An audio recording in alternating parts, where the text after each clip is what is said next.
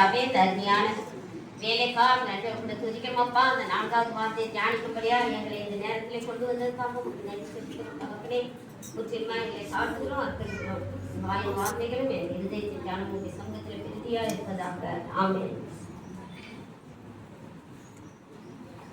ஆண்டவராகிய இயேசு கிறிஸ்து சிலுவையிலே மொழிந்த 7 வார்த்தைகளும் 7 வார்த்தைகள் மொழிந்திருந்தாலும் இது 4வது வார்த்தையாக இருந்தாலும் அவரை பற்றி சொல்லும் போது இது முதல் வார்த்தை. முதல் வார்த்தை வந்து தனக்கு முன்பாக நின்ற பாவிகளுக்காக அவர் ஜெபிக்கிறார், மன்றாடுறார், மன்னியும் பிதாவே இவர்களுக்கு மன்னியும் சொல்றாரு. 2வது வார்த்தையை சொல்லும் போது கல்லனுக்கு பரதீசியில இடம் கொடுக்கிறாரு அவரு. 3வது வந்து தன் தாய்க்கு பராமரிப்பு கொடுக்கிறாரு. இப்ப வந்து என்ன சொல்றாருன்னா இந்த 4வது வார்த்தை சொல்லும் போது என் தேவனே ஏன் என்னை கைவிட்டீர்னு கேட்கிறார். ஏலி ஏலி லாமா சபக்தானி. என் தேவனே, அதுக்கு அர்த்தம் வந்து என் தேவனே ஏன் என்னை கைவிட்டீர் என்று சொல்றாரு. இது வந்து நம்ம பார்க்கும் போது அவர் குறித்து சொல்லும் போது இது முதல் வார்த்தையா நம்ம எடுத்துக்கணும். முதல் வார்த்தையா நம்ம எடுத்துக்கும் போது அவர் உண்மையிலேயே அந்த வார்த்தையை எந்த பாஷையில பேசினார்னா யூதர்கள் நல்லா அறிந்த அரேபிய பாஷையில தான் அவர் பேசினார். அப்படி இருக்கும்போது இந்த 4வது வார்த்தையை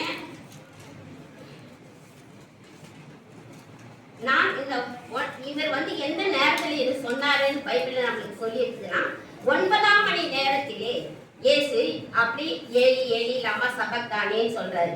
9ஆம் மணி நேரம்ன்றது அது யூதர்களுடைய நேரம். காலையில 9ஆம் மணி நேரத்துல இயேசு சிலுவையில அறையப்படுறாரு. அந்த 9ஆம் மணி நேரத்துல இருந்து 3ஆம் மணி நேரம் வரைக்கும் அவர் சிலுவையில தொங்குறத நம்ம பார்க்கிறோம்.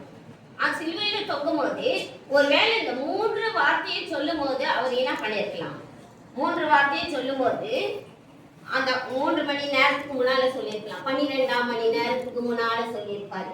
எது? பராமரிப்பு, பாவ மன்னிப்பு, பரதேசியில் இருப்பான்றது, கல்லனுக்கு பரதேசி வாழ்க்கையை கொடுத்ததெல்லாம் இந்த 3ஆம் பகல் 12 மணிக்கு அப்புறம் அவர் சொல்லியிருக்கணும், முன்னால சொல்லியிருக்கணும். அதுக்கு பின்னால வந்து சொல்லும் போது தான் அந்தகாரம் பூமியை முழுவதுமா மூடி இருக்குது. அதனால அதுக்கு முன்னாலேயே அந்த 3 வார்த்தையை சொல்லிட்டு இருப்பாரு. இந்த 3 வார்த்தையை சிலுவையில பேசின வார்த்தை இந்த 12 மணி நேரத்துக்கு முன்னால பேசியிருக்கணும். அதுக்கப்புறம் தான் இவரு அந்த இருளுக்குள்ளா வராது. அப்பதான் அந்த இருளை அவர் ஃபுல்லா மறக்கும். இது எந்த பாஷைன்னா அரேமிய பாஷையில தான் பேசுறாரு. யூதர்கள் நல்லா தெரிஞ்சுக்கிட்ட அரேமிய பாஷையில தான் பேசுறாரு. அப்போ இந்த யூதர்கள் நன்கு அறிந்த அரேமிய பாஷையில தான் பேசுறாரு. அவர் கூறிய முதல் வார்த்தை பராமரிப்பு, 2வது வார்த்தை பரதேசி வாழ்க்கை அவனுக்கு, 3வது வார்த்தை பராமரிப்பு, முதல் வார்த்தை பாவமன்னிப்பு. சரி, இதனால நம்ம தேவகுமாராகிய இயேசுநாதர் தேவனை எப்பவுமே தான் சொல்வார் இல்லையா? எப்பவுமே முதல் வார்த்தை பிதாவே இவர்களுக்கு மன்னின்றாரு, லாஸ்ட் வார்த்தையும் பிதாவே உங்களுடைய கைகளில் என் ஆவியை ஒப்புவிக்கிறேன்றாரு. ஆனா வழக்கத்துக்கு மாறா இந்த வார்த்தையை மட்டும் என்ன பண்றாரு? என் தேவனையும் கூப்பிடுறாரு. இது எவ்வளவு பெரிய வேதனை. இப்போ ஒரு பிள்ளை அப்பாவும் கூப்பிடுதுன்னா அப்பா கூப்பிடுறது வழக்கத்துக்கு மாறா அது வேற எதுனா சொல்லி கூப்பிட்டா எவ்வளவு வேதனை உண்டாக்கும். அது போல பிதாவே கூப்பிடுறவரு இப்ப எப்படி கூப்பிடுறாரு அவரு? அப்போ அவர் வேதனை உண்டாக்குனாலும் கூட அதை கூப்பிடுற அவருக்கு எவ்வளவு வேதனை உண்டாயிருக்கும். அந்த பிதாவே கூப்பிடுற அந்த அருகதையை அவர் அற்று போனதுனால்தாங்க, அந்த தகுதி இல்லாத போனதுனால்தான் அவரு அந்த தேவனேன்ற சொல்லி அந்த நிலைமைக்கு தள்ளப்படுறாரு. அப்போ எதனால அவர் அப்படி தள்ளப்படுறாருன்னா நம்மளுடைய பாவங்கள் தான். நாம நிற்க வேண்டிய இடத்துல அவர் நிற்கிறாரு.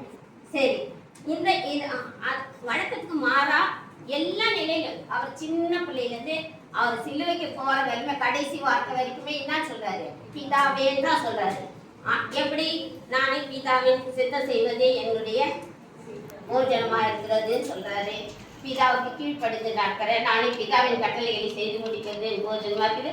இப்படி எல்லாத்தையும் அவங்க பெற்றோர்கள் தேவாலயத்தில் தேடிட்டு வரும்போது சின்ன பிள்ளையா இருக்கும்போது கூட நானே என் பிதாவுக்கு அடுத்தவைகள் இருக்குன்னு உங்களுக்கு தெரியாதான்னு கேட்கிறாரு. இப்படி எல்லா விதத்துலயும் பிதா பிதா பிதான்னு சொன்னது, சிலுவையில கடைசி வார்த்தையும் பிதான்னு சொன்னது. இங்க ஒரு இடத்துல என்ன பண்றாரு? வழக்கத்துக்கு மாறா தேவனே சொல்றாரு.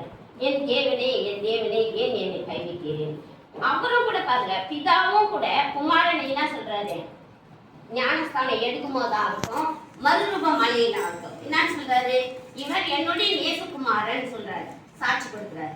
இவர் என்னுடைய நேசகுமாரன் அப்படி சொன்னவரும் பிதா குமாரனை கைவிட்டு இருப்பாரா அப்படின்னு இங்க தியானிக்க வேண்டியதா நம்ம இருக்குது. இந்த இந்த 4வது வார்த்தை மட்டும் வேத பண்டிதர்கள் ரொம்ப என்ன சொல்லுது, இது சொல்ல முடியாத குழப்பங்கள் இருக்குது இதுல அப்படின்னு சொல்லிட்டு யாருமே இதுக்கு இது வரைக்கும் சரியான முடிவு கொண்டு வரல. இது நம்ம ஞானத்துக்கு எட்டுனாப்புல கொஞ்சம் தியானிக்கிறோம். ஆனா முழுசா இந்த 4வது வார்த்தைக்கு இது வேதத்திலே பரமானந்த மலைக்கு பரமானந்த ஐயர் என்ன சொல்றாரு, இந்த சிலுவையில பகிர்ந்த 4வது வார்த்தை மட்டும் என்னது, விளக்க முடியாத வேதாந்தத்திலே ஒரு கருகலான வார்த்தை எதுனா இதுதான்றாரு. அப்போ இதுக்கு இன்னுமே நல்லா யாருமே சரியான கண்டுபிடிக்க முடியல. இதுக்கு உண்மையிலேயே அந்த கருகலான நேரம் நடந்ததா, உண்மையிலேயே ஆண்டவர் அப்படி சொன்னாரா, நீ இது வரைக்குமே யாருமே அதை சரியான வியாக்கியானத்துக்கு கொண்டு வரல. எல்லா பண்டிதர்களுமே இதுக்கு சரியா எங்களுக்கு அர்த்தம் தெரியல, எங்க மூளைக்கு எட்டல, எங்க அறிவுக்கு எட்டுன மாதிரி நாங்க சொல்றோம் அப்படின்னு தான் சொல்றாங்களே தம்பி, இது வரைக்கும் இதுதான் கரெக்ட்னு சொல்லி யாரும் சொல்ல முடியல. அப்படி இருக்கும்போது இயேசு சிலுவையில கூறிய அந்த 4 வார்த்தை உட்பொருளையும் ரகசியத்தையும் மர்மத்தையும் தாகத்தையும் ஆழத்தையும் மானிட ஞானத்தினால அறிய முடியாது அப்படின்னு சொல்லியிருக்காங்க. எல்லா பண்டிதர்களுமே எல்லா அந்த 4ஆம் வார்த்தை தியானிக்கும் போது எல்லா பண்டிதர்களுமே எந்த புக்ல வாங்கி படிச்சாலும் அவங்க என்ன சொல்றாங்க, 4ஆம் வார்த்தை கருகலான வார்த்தை, வேதத்திலே முழுவதுமா இருக்கிறதுலே கருகலான வார்த்தை இந்த 4வது வார்த்தை தான் சொல்றாங்க. அப்படி இந்த வார்த்தை இருக்குது. சரி, இந்த இந்த இருள் அடுத்ததா தேவனே கூப்பிட்டாரு. அதுக்கு அடுத்தது இருள் உலகம் முழுவதும் கவிக்குது. இருள் உலகம் முழுவதும் எப்போ 12ஆம் மணி நேரம். இது 12ஆம் மணி காலையில 9 மணில இருந்து 3 மணி வரைக்கும் ஏசாமி என்ன பண்றாரு, 6 மணி நேரம் சிறுவையில் இருக்கிறார். அப்ப இது 12ஆம் மணி நேரம். அவர் என்ன 6ஆம் மணி நேரத்துல 7 இல்லாம சபத்தானேன்னு கூப்பிட்டாருன்னு சொல்லு. ஆனா அது யூதர்களுடைய நேரப்படி.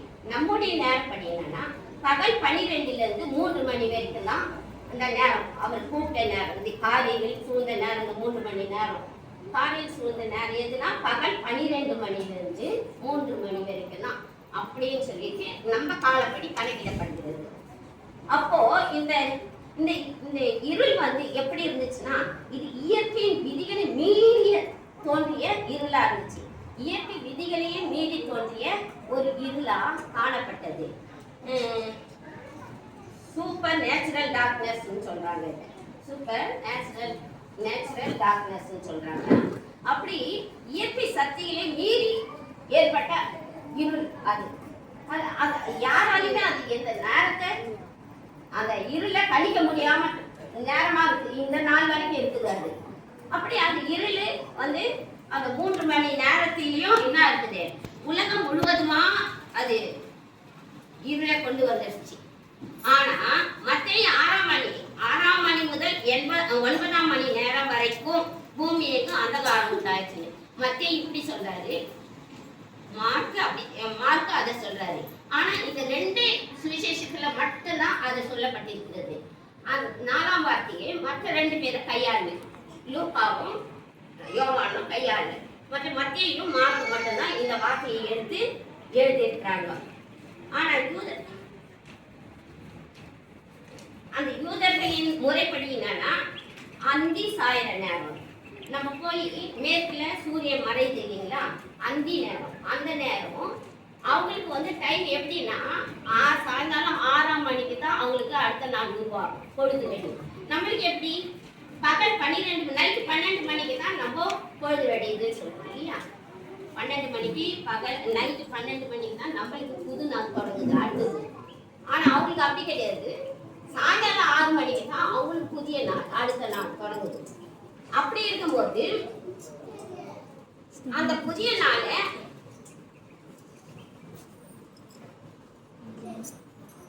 இறை மைந்தன் இயேசு அனுபவித்த அந்த 3 மணி நேரத்திலும் துயரொரு காட்சியை காணக்கூடாத படிக்கத்தான் இந்த இயற்கைகள் எல்லாம் என்ன காணக்கூடாது, மானிடர்களுடைய ஊன கண்களை காணக்கூடாதுன்னு தான் என்ன பண்ணலாம், இந்த உலகம் முழுவதும் இருள் கவிக்குது அப்படின்னு சொல்லிட்டு நம்ம அந்த ஒரு அறிஞர் சொல்றாரு.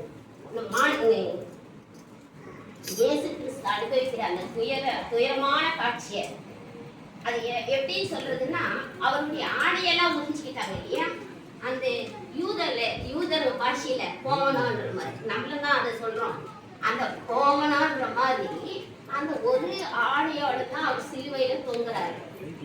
அப்போ அந்த காட்சி, இந்த கோர காட்சியெல்லாம் காணக்கூடாதுன்னு தான் இயற்கைக்கு பொறுக்க முடியாம என்ன பண்ணிச்சான்,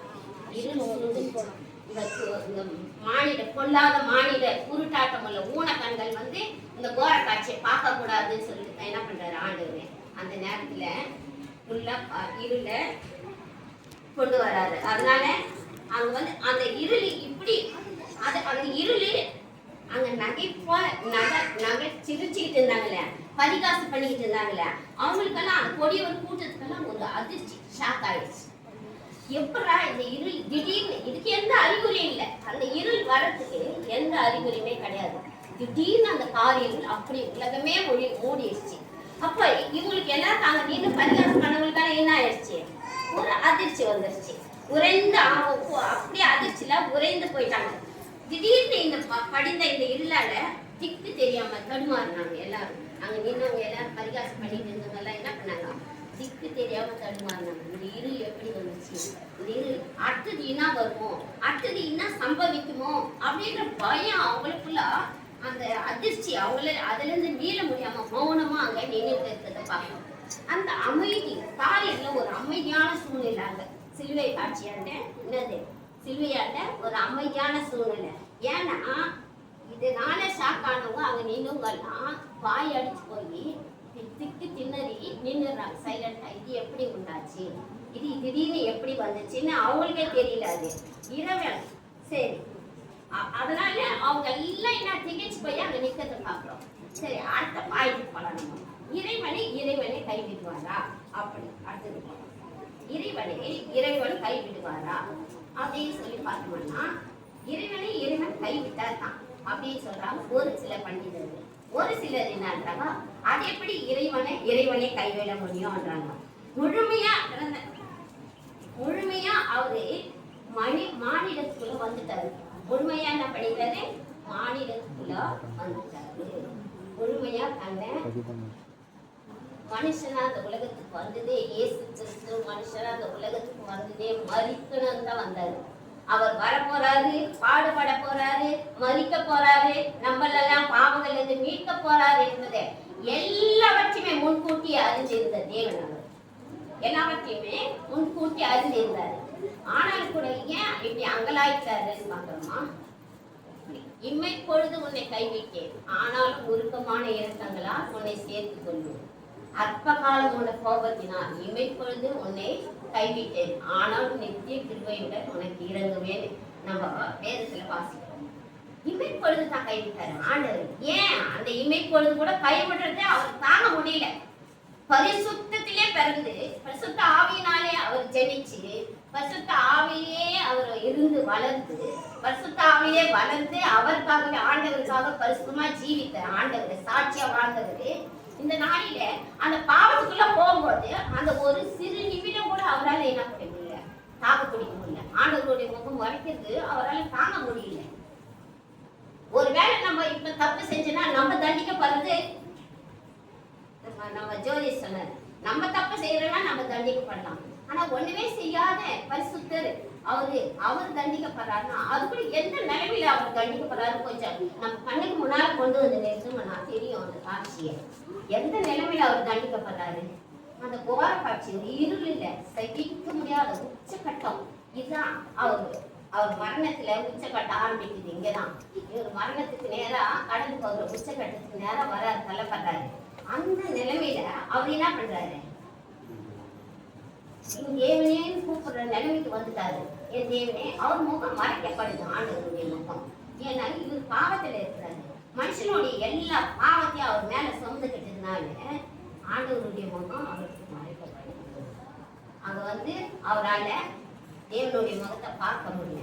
அந்த ஒரு சில நிமிடங்களை தான், அந்த ஒரு சில நிமிடங்களை என்னாலும் கூட அவரால் அது தாக்க முடியும். ஒரு சில நிமிடம் கூட அவர் பிதாவை விட்டு பிரிஞ்சு இருந்ததில்லை. பிதாவின் சித்தம் செய்வதே தான் அவர் முழு மூச்சா இருந்தது, அவர் வாழ்க்கையா இருந்தது. ஆனா இன்னும் ஒரு சில நிமிடம் பிதாவின் முகம் மறைக்கப்படுது, அவரால் தாங்க முடியல. இப்ப நம்ம ஒரு சைக்கிள் கத்துக்கிறோம்னு வச்சுக்கோ, விழுந்து எழுந்து கத்துக்கிட்டா தான் பிள்ளைங்க என்ன பண்ணுவாங்க, அதை நல்லபடியா கத்துக்குவாங்க. நாளைக்கு நம்ம ஜோரா வண்டியை ஓட்டிட்டு போவோம். ஒரு இன்சிடென்ட் உங்களுக்கு சொல்றேன். எனக்கு வந்து நேரம் ஆயிடுச்சா, எனக்கு சுமதியா அனிதாவும் சைக்கிள் கத்துட்டாங்க. அந்த இந்திரா நகருக்கு போற வழியில அந்த கிணறு டேர்னிங்ல 2 கிணறு தெரியுமா, எல்லாருக்கும் தெரிஞ்சிருக்கும் தரையோட. நானே நல்லா மெச்சின்னு போயிட்டு அங்க போய் திரும்பி பார்த்தா இவங்க 2 பேரும் கை விட்டு ஜாலியா ஆசிரியர் விட்டு வராங்க. அவங்கள பார்த்துட்டா தட்டு தடுமாறி ஓடி போய் என்ன பண்ண, ஓடிட்டு போய் கண்டில ஊந்துட்டு போறோன்னு பக்கத்துல கேழ்வரகு போட்டு நல்லா உயரமாச்சு. அந்த சைக்கிள்ல ரோட்டல்ல விழுந்துட்டு நான் உண்டு போய் கேழ்வரகு கோயில படுத்துட்டேன். சரியா, இவனுங்க வந்து 2 பேரும் கேழ்றாங்க, எந்த ஆளை காணும். ஆனா நான் கேழ்வரகு கோயில நல்ல பத்திரமா படுத்துட்டேன். அதனால அதுல இருந்து நான் சைக்கிள் ஓட்டுறதுக்கு கொடுத்துட்டேன், வேணாம் வயது. ஆனா அது கஷ்டப்பட்டு கத்துக்கிட்டு இருந்ததுன்னா நீங்க சம்மனு வண்டி வாங்கி ஓட்டிட்டு போயிருக்கலாம். ஒரு கஷ்டத்துக்கு அப்புறம் தான் எதுவுமே நம்ம பெற முடியும்ன்றது இதுல இருந்து தெரியுது. ஒரு டாக்டர் ஒரு ஆபரேஷன் பண்றாரு, என்ன பண்றாரு, ஆபரேஷன் பண்ணும்போது பயந்து தான் போறோம். என்னையே எக்ஸாம்பிளா எடுத்துக்கிறேன். என்ன கொண்டு போகும்போது எல்லாரும் இது ஆபரேஷன் அங்க கொண்டு போகும்போது ரொம்ப கஷ்டப்பட்டேன். ஆனா அதுக்கப்புறம் தான் எனக்கு அந்த பாடு இல்லாத போயிடுச்சு. இந்த 25 வருஷமா என்ன ஆண்டவர் சுகமா வச்சிருக்கிறாருன்னா அந்த கஷ்டத்தை நான் அனுபவிக்கலன்னா, அந்த ஆபரேஷன் எனக்கு வேணாம் சொல்லியிருந்தேன்னா நான் இருந்திருக்க முடியுமா ஜீவனோட? அது எல்லாருக்குமே சொல்றேன். மற்ற வியாதியஸ்தர் கூட ஒரு ஆபரேஷன் பண்ண பிறகு டாக்டர் அதுல இருந்து நம்ம மீண்டு வந்தோம்னா அதுக்கப்புறம் ஒரு ஆசீர்வாதமான சூழ்நிலை, அதுக்கு ஆரோக்கியம். அதுக்கப்புறம் இப்போ ஒரு அம்மா குழந்தை பிறந்துன்னு வச்சுக்கோ, அந்த டெலிவரிக்கு அப்புறம் என்ன பண்றாங்க, சந்தோஷமா டெலிவரி அப்ப கஷ்டப்படுறாங்க. டெலிவரி முடிச்சது என்ன பண்றாங்க, எனக்கு ஒரு ஆம்பளை குழந்தை பிறந்துச்சா, எனக்கு ஒரு குழந்தை பிறந்துச்சா, நல்லா ஆரோக்கியமா பிறந்துச்சான்னு சொல்லிட்டு சந்தோஷமா முடியுது இல்லை. அப்படி ஆனா அந்த குழந்தை பிறந்தது இருக்கு, அந்த அம்மா நீங்க எனக்கும் என் குழந்தைக்கும் உள்ள தொப்புள் கொடியை வெட்டாத சொன்னா என்ன ஆகும்? குழந்தை பிறந்துச்சுன்னா தொப்புள் கொடி வெட்டாம இருந்தா என்ன ஆகும்?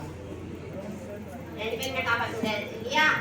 ஆனா அதை வெட்டினாதான் அங்க ஒரு சந்ததி உருவாகும், புது சந்ததி உருவாகும், துளிக்குவாங்க. சரியா, ஒரு தலைமுறையே அங்க உருவாகுது. அதனால எந்த இதுலையுமே ஒரு கஷ்டப்பட்டாதான் அதுக்கப்புறம் தான் நம்மளுக்கு என்னது அதனுடைய ஆசீர்வாதம் கிடைக்கும். அது போல ஆண்டவர் என்ன பண்றாரு, இங்க சிலுவையில நம்ம நிக்க வேண்டிய ஸ்தானத்துல அவர் நிக்கிறாரு. நம்ம எல்லாருடைய பாவங்களுக்காகவும் அவர் நிக்கிறாரு சிலுவையில. அவர் நின்று என்ன சொல்றாரு, என் தேவனே நாம கதற வேண்டிய நேரத்துல இடத்துல அவர் நிக்கிறாரு. நாம பரிதபிக்க வேண்டிய இடத்துல அவர் பரிதபிச்சுட்டு இருக்கிறாரு. இந்த நேரத்துல அவர் பரிதபிக்கலன்னா, அவர் அன்னைக்கு சிலுவையில மறிக்கலன்னா இன்னைக்கு நம்மளுக்கு இங்க வந்து உட்காந்து இல்லையா? இது பிசாசு ரொம்ப அழகா கிரியேட் பண்ணோம். அது சிலுவையில அவர் மறிக்க கூடாது, அது எப்படின்னா தடை பண்ணிக்கணும். அவனுக்கு எத்தனம், அதுக்கு ரொம்ப எத்தனை பண்ணான். ஆனா அவனுடைய எத்தனை இது பண்ண முடியுமோ அத்தனை கட்ட விட்டு விட்டான் ஆண்டவர் மேல. ஆனாலும் கூட ஆண்டவர் அவர் தேவ வல்லமையிலும் இருந்தாரு இல்லையா? இறைவனுடைய அந்த ஆண்டவருடைய கிருபையிலும் அவர் இருந்ததுனால, பரிசுத்த ஆவியினால அவர் வளர்ந்ததுனால பிறந்ததுனால என்னாச்சு, பிசாசை மேற்கொண்டாரு. அவர் ஊழியத்துக்கு வரும்போதும் பிசாசு என்ன பண்றான், சோதிக்கிறான் இல்லையா? அவனே ரொம்ப சோதிக்கிறான்.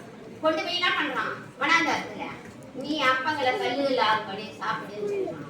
அப்ப கல்லுகளை அப்பங்கள் ஆகும்படி செய்யி அப்படின்னு சொல்லி தாழ குதி, இந்த ராஜ்யத்தெல்லாம் உனக்கு கொடுக்குறான்னு சொல்றான். இப்படியா அப்பமே பிசாசு என்ன சொல்றான், டைவர்ட் பண்றான். ஆண்டவரை ரொம்ப இது ட்ராக் பண்ணி கொண்டு போறான்.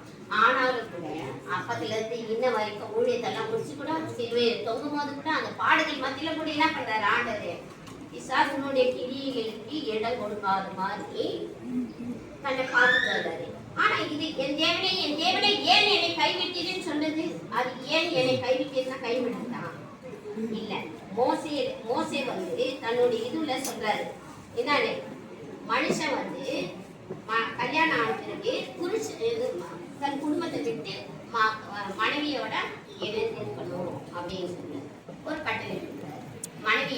இணைந்திருக்கு.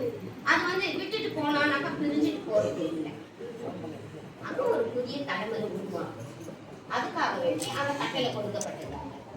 மனைவியோட இணைஞ்சிருக்கணும். அதுக்காக இவங்களை பார்க்காதே அவங்க கூட இணைஞ்சிருந்தாக்கா அது அந்த மாதிரி நம்ம அர்த்தம் இருக்கக்கூடாது.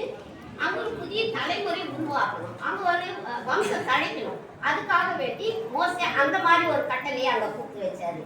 அதே போலதான் இந்த நாளில் கூட நம்மளுக்கு என்னது ஏசாமி இங்க ஒரு கட்டளை இது ஒரு பிசாசு அந்த பிசாசு அந்த இந்த மாநில மாநில வர்க்கத்தை ஒழிக்கணும். அந்த பாவத்துக்குள்ளேயே அவனை தள்ளி கொல்லணும்ன்றது அவனுடைய சிலுவையில ஏசாமி மறிச்சாருன்னா அதுக்கப்புறம் என்ன பண்ண முடியாது, நம்மளால ஒண்ணும் செய்ய முடியாது. அந்த மீட்பு அவங்களுக்கு கொடுத்துருவாருன்றது அவனுக்கு. ஆதாம ஏவாளி அன்னைக்கு வச்சுட்டுவேன் இன்னைக்கு வரைக்கும் போராடுறான். ஆண்டவர் சிலுவையில தொங்குற வரைக்குமே போராடுறான். என்னத்துக்கு எப்படியாவது அந்த மாநில குலத்தை அழிச்சு போடணும், பாவத்துக்குள்ள தள்ளி கொண்டு போகணும் அப்படின்னு சொல்லுது. ஆனாலும் கூட ஆண்டவராக இயேசு என்ன பண்றாரு, கடைசி பர்யந்தம் சிலுவையில தொங்குறாங்க. கடைசி பர்யந்தமும் என்னாரு தன்னை காப்பாத்திக்கிறாரு. தன்னை ஜாக்கிரதையா அதை கேட்கிறாரு. அங்கலாய் கிறிஸ்துதான் அவருடைய பாடுகள் சொல்லி முடியாது. ரோஜா சொல்லி இதுல எல்லாத்துலயும் அந்த பாடுகளை நம்ம கொஞ்சமா குறைச்சி இடம் போட்டுக்கிறோம். ஆனா ரோஜா சொல்லும்போது நீங்க கூட்டு கவனிச்சிருந்தீங்கன்னா அவருடைய சரீரம் வந்து முழப்பட்ட நிலம் போல இருந்ததுன்னு சொல்றாங்க, சொல்லி இருக்குது பைபிள். இப்போ அவருக்கு எவ்வளவு கொடுமையை அனுபவிச்சிருக்கணும், அந்த அதுல இருந்து எவ்வளவு ரத்த போட்டி இருக்கும், எவ்வளவு பாடுகள். 9ஆம் மணி நேரத்துக்கு அதுக்கு முன்னால இது விசாரணை என்ற பேர்ல. அப்போ எவ்வளவு நாள், ஒரு நாள் ஃபுல்லா, அதுக்கு மறுநாள் கூட பெட்டியில இருந்தாரு. அதுக்கு மத்தியில கூட என்ன பண்றாரு, அவரு தன்னுடைய காரியங்கள் நிறைவேறணும், இதா தனக்கு கொடுத்த காரியங்கள் நிறைவேறணும் ரொம்ப கவனமா இருக்கிறாரு. ரொம்ப கவனமா இருக்கிறது. ஆனாலும் கொஞ்சம் ஒரு சில நிமிடங்கள் கைவிடப்பட்டார். அது ஏன் கைவிடப்பட்டாருன்னா நம்மளுடைய ஒட்டு மொத்த கோடான கோடி மக்களின் பாவங்கள் அவர் மேல உக்கரமா இறங்கிடுச்சு. அந்த நேரத்துல இறங்கும் போது தேவனை தரிசிப்பது பாவத்தோடு தேவனை தரிசிப்பது கூடாத காரியம் வேதம் சொல்லுங்க. அப்போ பாவத்தோட யாருமே தரிசிக்க முடியாது ஆண்டவரை. அதனால என்ன பண்ணாரு ஆண்டவரும் அதுக்கு விதி விலக்கு இல்லை. ஆண்டவரும் அந்த நேரத்துல நம்ம கோடான கோடி மக்களின் பாவத்தை அவர் மேல ஏற்றுக்கிறதுனாலதான் என்ன பண்ணாரு, அங்க அந்த வார்த்தையை கதறாரு. அந்த வார்த்தையை சொல்லி மறைக்கப்படுது. ஆண்டவருடைய முகம் ஒரு சில நிமிடங்கள் மறைக்கப்படுது. இந்த மோசை சொன்ன மாதிரி பிரிந்து மனைவியோட வாழணும்னு சொன்னது போல அது ஒரு சந்ததி அழிஞ்சிருக்கு.